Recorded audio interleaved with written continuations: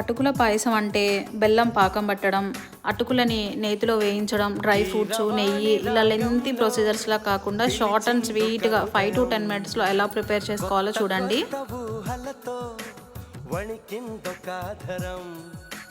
గాలిలోన తేలిపోవు రాజహంసవు వంట, నిన్ను తాకి పొంగిపోవు నీలి మబ్బుని నేనంట. వానలా వచ్చి వరదలా పొంగు ప్రేమవే నీవా, మెరుపులా మయుమరపులా జత చేరగా రావా. కీరవాణి రాగంలో పిలిచిందొక హృదయం, కొత్త కొత్త ఊహలతో వణికిందొక దరం.